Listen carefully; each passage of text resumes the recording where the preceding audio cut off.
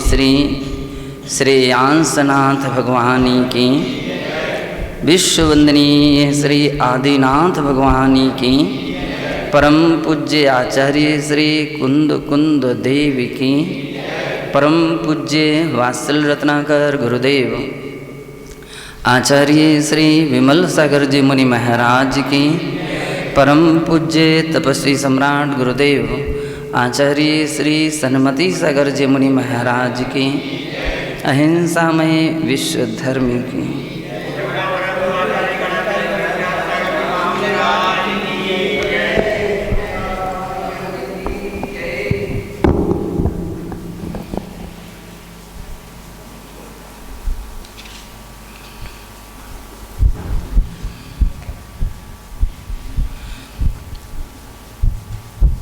श्रवण प्रबोधिनी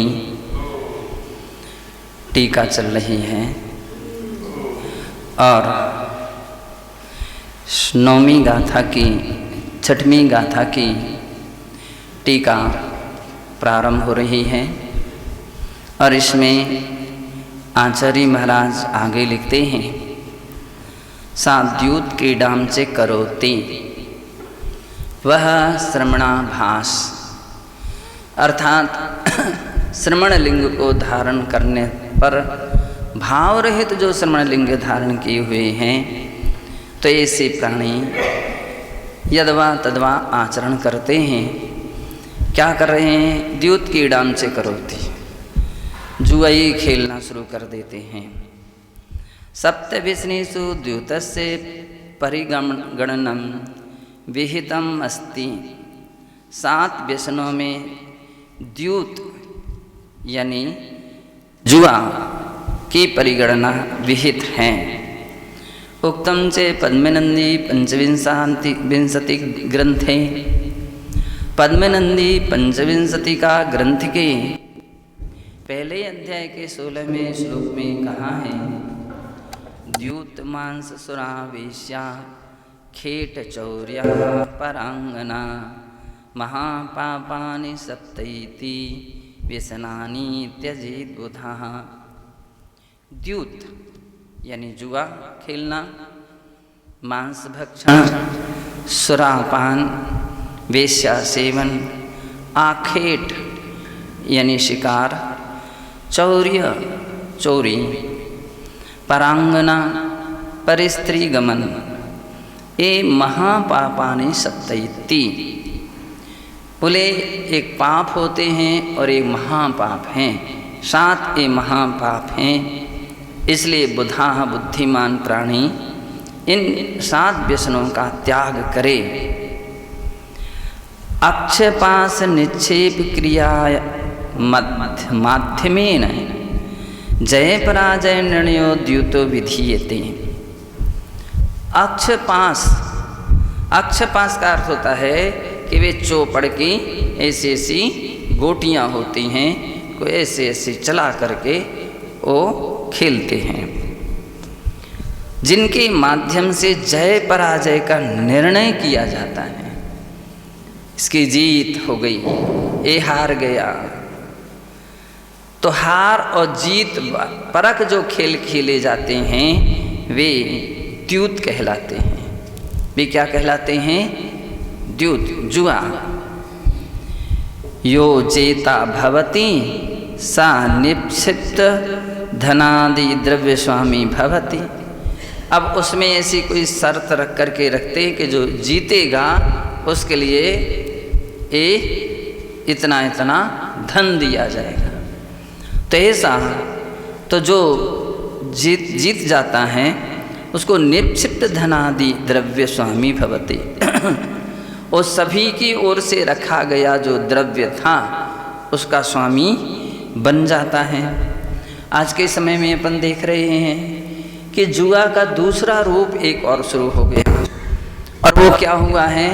ये जो मैच होते हैं, क्रिकेट और क्या क्या मैच होते हैं, तो इनमें भी व्यक्ति उसकी जीत हो रही, उसकी हार हो रही, व्यक्ति यहाँ से रुपया पैसे की बाजी लगाए बैठा हुआ है। तो ये भी एक जुआ का ही प्रकार है। उक्तम से लाटिका संहिता ग्रंथे, लाटिका संहिता ग्रंथ के पहले अध्याय के 114वें श्लोक में कहा है, अक्षपासादि निक्षिप्तम वित्ताजय पराजयम क्रियायां विद्यते यत्र सर्वं द्यूतम इति स्मृतम। अर्थात जुए के जिस क्रिया में के खेलने में पासे डालकर धन की हार जीत होती है वह सब जुआ कहलाता है। कहने का अर्थ है रुपया पैसे की बाजी लगा करके जो भी खेल खेले जाते हैं वे सब जुआ कहे जाते हैं। वर्तमान काले द्यूत सदृशा विविधा क्रीडा नामांतरणे प्रचलिता सन्ति तासामपि ग्रहणम अत्र कार्यम। खुलासा करते हैं, वर्तमान काल में द्यूत के सदृश जुआ के समान और भी विभिन्न प्रकार की क्रीड़ाएँ होती हैं, उनके लिए भी नामांतरण प्रचलिता अलग अलग नामों के रूप में प्रचलित हैं, उनको भी तासामपि ग्रहणम अत्र कार्यम, उनको भी ग्रहण करना चाहिए। कोई सट्टा कहता है, कोई ताश कहता है, कोई और भी क्या तंबोला,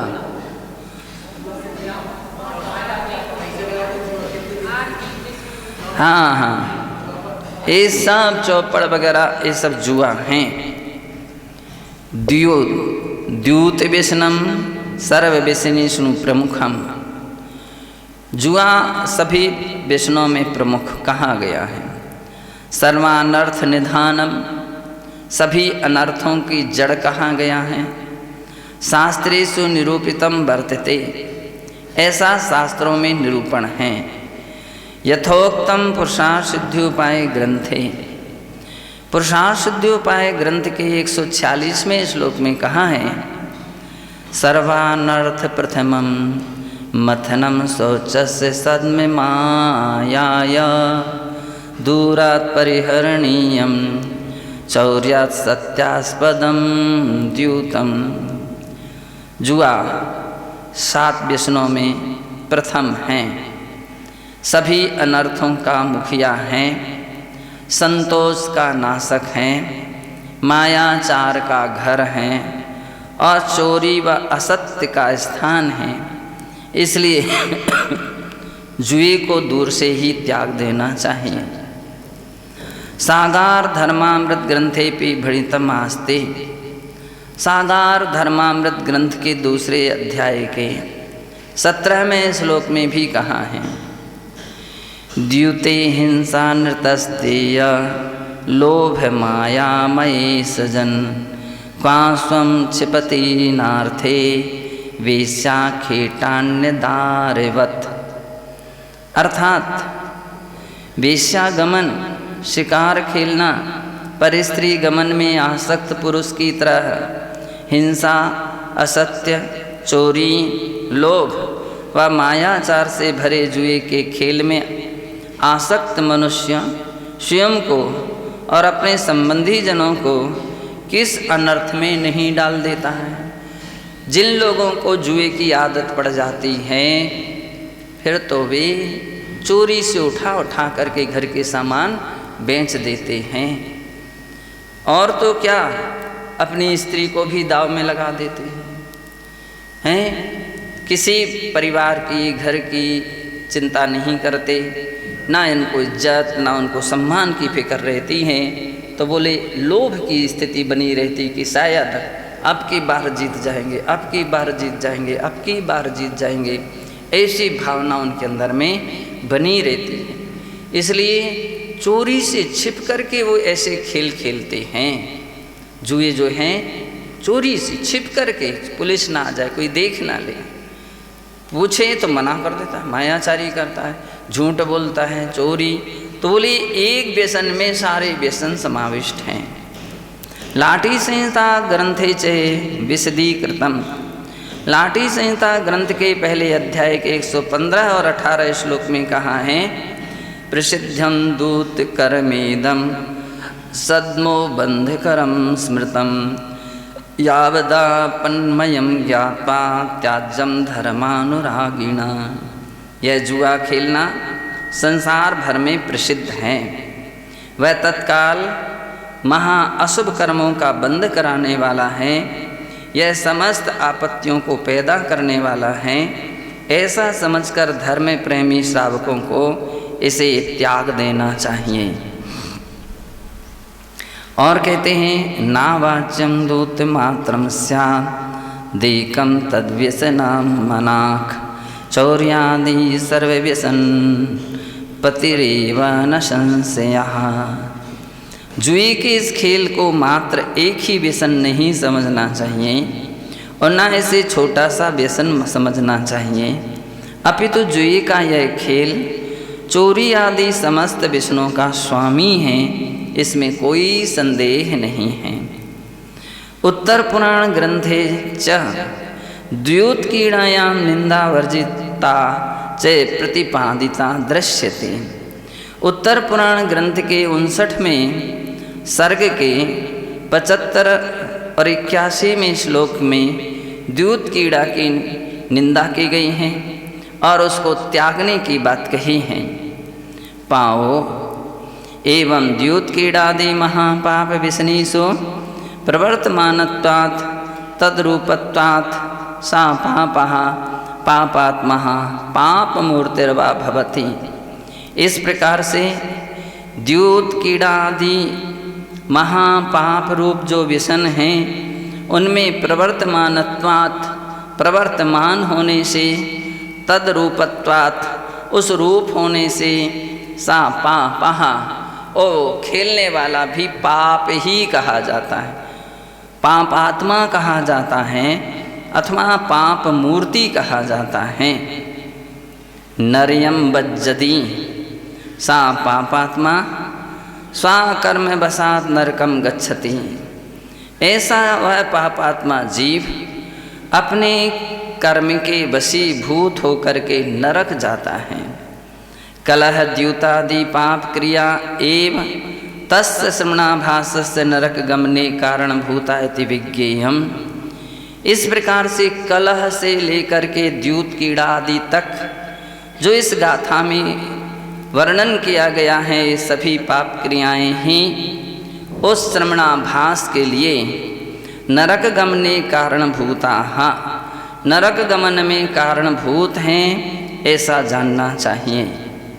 अत्र दमगेयम, यहाँ ऐसा जानना चाहिए कि पूर्व श्रवणाभास से परिग्रहासक्ति काम भोग लालसा आर्तध्यानादि का क्रिया वर्णिता। कह दें पहले श्रवणाभास की परिग्रह में आसक्ति, काम भोगों की लालसा, आर्त ध्यानादि की क्रिया वर्णित की गई थी। अत्र कलह वाग्युद्धादि क्रिया वर्णिता। इस गाथा में कलह वाग्युद्धादि क्रियाओं का वर्णन किया गया। एता सर्वा क्रियाः, ये सभी क्रियाएं परिग्रहासक्ति रूपाः, परिग्रह की आसक्ति रूप हैं। कषाय युक्ताः, कषाय से युक्त हैं।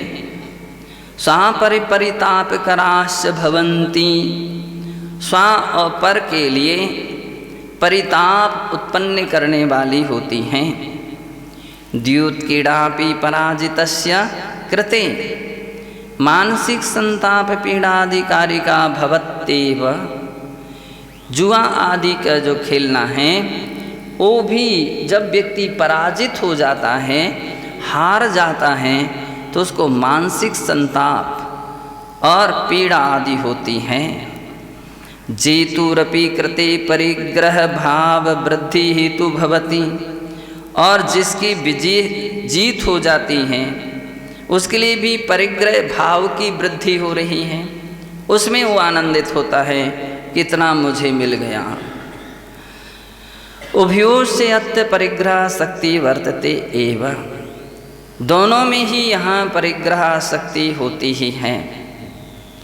द्योतक्रीडकानां तीव्र लोभा, और जुआ खेलने वाले के अंदर में तीव्र लोभ होता है। परस्वहरण बुद्धिरपि दृश्यते, दूसरे के हरण की बुद्धि भी रहती है। कभी कभी ऐसे भी प्रसंग देखे जाते हैं, झगड़े हो जाते हैं, दूसरा एक दूसरे के लिए छीनने के लिए तो ठीक है, धन तो छीनता ही है, प्राण भी उसके हरण करने के लिए तैयार हो जाता है। एवं कलहादि क्रिया आरंभ परिग्रह युक्तत्वात्, इस प्रकार से कलह आदि क्रियाएं आरंभ परिग्रह से युक्त होने से नरक गमन कारिण्यः इति शास्त्रे सुवर्णितम, नरक गमन में कारण है ऐसा शास्त्रों में कहा है। यथोक्तम तत्वार सूत्रे, तत्वार सूत्र के 6वें अध्याय के 15वें सूत्र में कहा है, बहुआरंभ परिग्रहत्वं नारकस्यायुषः, बहुत आरंभ बहुत परिग्रह रखने वाले प्राणी के लिए उस समय यदि कोई आयु का बंध हो तो नरक आयु का बंध होता है। अत्रारंभा प्राणी पीड़ा हेतु व्यापारः, यहाँ आरंभ का लक्षण कह रहे। आरंभ किसे कहते हैं? प्राणी पीड़ा हेतु व्यापारः, दूसरी प्राणियों की पीड़ा या उनके प्राण हरण रूप जो व्यापार होता है उसका नाम है आरंभ। यद्वा हिंसक शीला नाम क्रिया, कहते हैं हिंसक जो क्रियाएं होती, हिंसाशील व्यक्तियों की जो क्रियाएं हैं वे आरंभ कही जाती। आज के समय में अपन देखते हैं कि व्यक्ति निरंतर आरंभ सारंभ में ज़्यादा लगा हुआ है। जिन मंदिरों की जो जीर्ण शीर्ण हो गए हैं उनका जीर्णोद्धार हो, यहाँ तक तो ठीक है, लेकिन जो ऐसे नहीं हैं फिर भी उनको नए गिरा करके नए बनाना और उसमें अपनी प्रशस्ति लिखाना, उन सब व्यवस्थापकों को नियम दिलाना कि जो भी होगा हमारे बिना कुछ भी नहीं हो सकता है। तो इस प्रकार की जो प्रवृत्तियाँ हैं, आचार्य महाराज कहते ये सब आरंभ हैं। साधुओं के लिए इस प्रकार का कार्य वर्जनीय है। परिग्रह से ममेदम इति संकल्पः, यह मेरा ये मेरा ऐसी जो संकल्प है उसका नाम परिग्रह है। अथवा ममेदम बुद्धि लक्षणाः, अथवा मम इदम, मैं इसका हूँ मैं इसका हूँ, ऐसी जो लक्षण हैं उसका नाम परिग्रह है।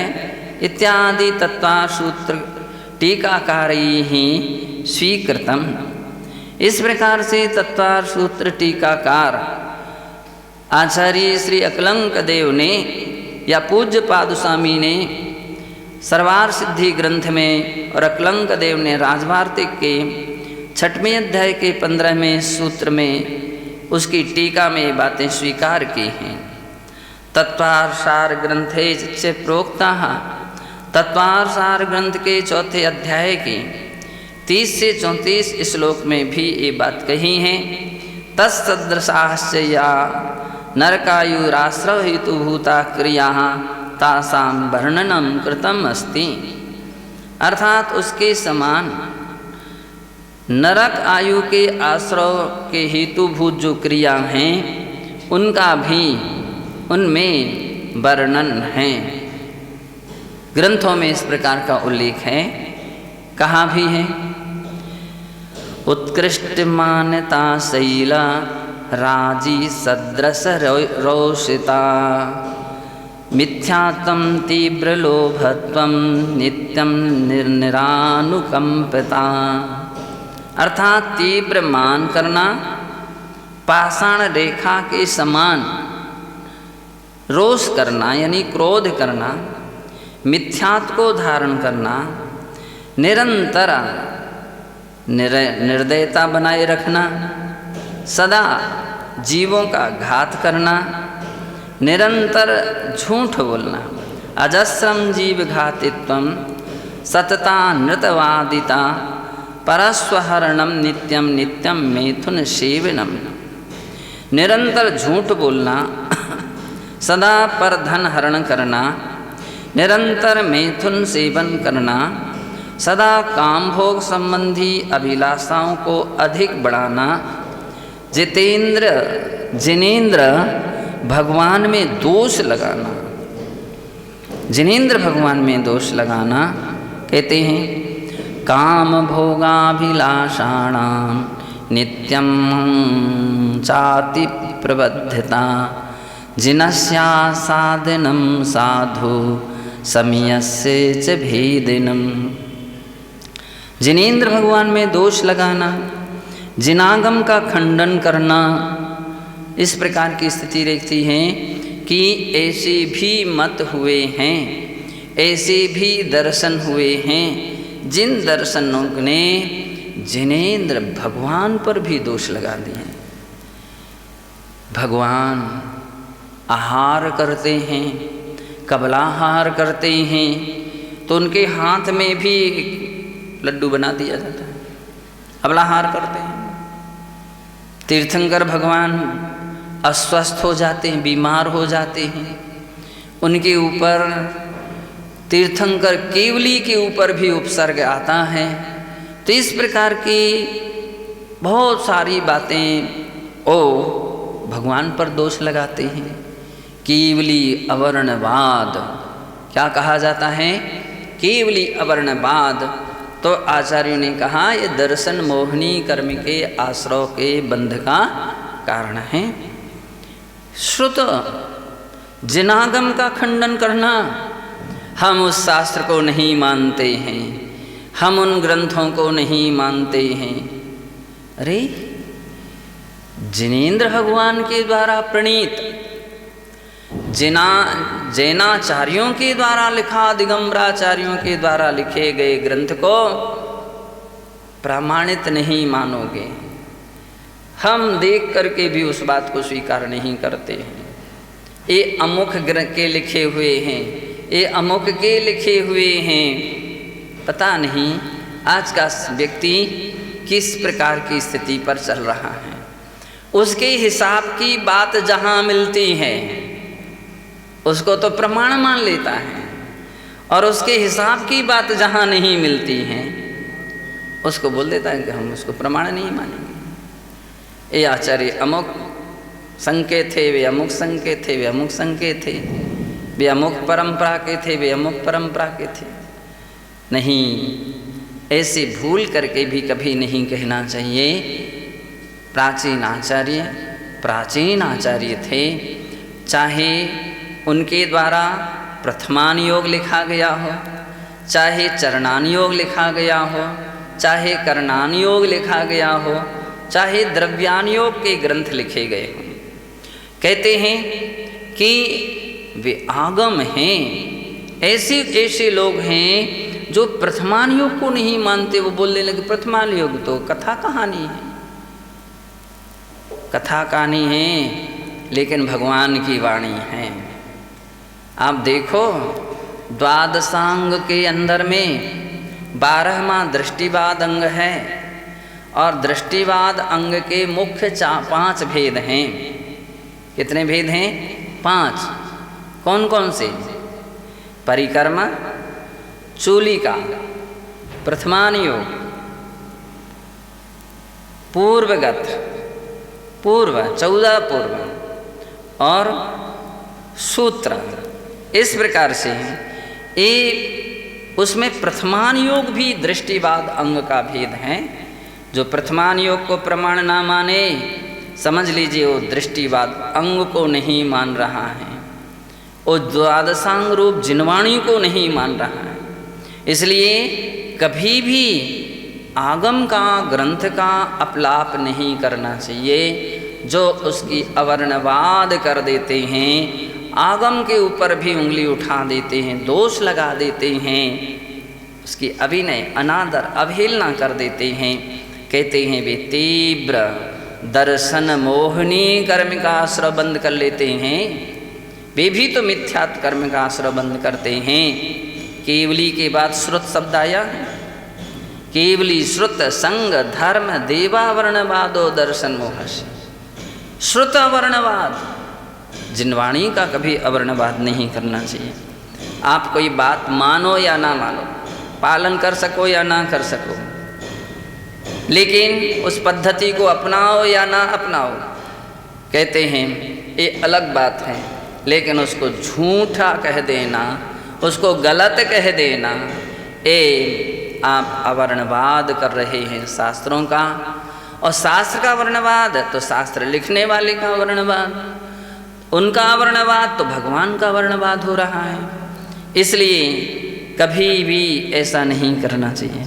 बोले जो प्राणी जिनागम का खंडन करते हैं और क्या करते हैं, मार्जारा ताम्रचूड़ादि पापीया प्राणिपोषणम नैशील्यं च महारंभा परिग्रहतया सह। बिलाव पालन करते हैं, इसको मार्जार, ऐसे बहुत सारे लोग हैं बिल्ली का पालन करते हैं। और मार्गारा ताम्रचूड़ादि, ताम्रचूड़ादि का अर्थ होता है मुर्गा इत्यादि पापी जीवों का पोषण करना। और नैशील्यम शील रहित होना, महारंभ परिग्रहतया सह अत्यधिक आरंभ और अत्यधिक परिग्रह रखना, तथा कृष्णलेश्या परिणतम रौद्रध्यानम चतुर्विधम आयुषो नरकस्येति भवन्त्याश्रव हेतुवः। कृष्णलेश्या रूप परिणति करना, 4 प्रकार का हिंसानंद, मृषानंद, स्तेयानंद, परिग्रहानंद, रौद्र ध्यान करना, ये सब नरक आयु के आश्रव के हेतु हैं। ये नरक आयु के आश्रव के हेतु हैं। त्लोय परिणति ग्रंथे चे कलहकारित्व लोभांध धन सुखाकांक्षित मान कसायुक्त प्रभृति नाम नरक हेतुत्वम समर्थितम। कहते हैं कि त्लोय परिणति ग्रंथ के दूसरे अध्याय के 296 से 298 गाथा तक कलहकारित्वम, कलह को उत्पन्न करने वाले, लोभांधत्व, लोभ से अंधत्व, जो प्राणी लोभ से अंधे हैं, धन सुखाकांक्षित्व और धन सुख के आकांक्षी हैं, मान कसायुक्त प्रभृति नाम, मान कसाय आदि जो हैं उनमें जो तत्पर हैं, वे नरक हेतुत्वम समर्थित्वम, वे नरक के हेतु हैं, ऐसा वहाँ समर्थन किया गया है। कैसे जीव नरक आयु का बंध करते हैं, तैसा समझ करके अपने लिए चाहिए कि इस प्रकार की जो बातें हैं उनका त्याग करना चाहिए, उन्हें छोड़ना चाहिए और अच्छी बातों को धारण करना चाहिए। ओम नमः।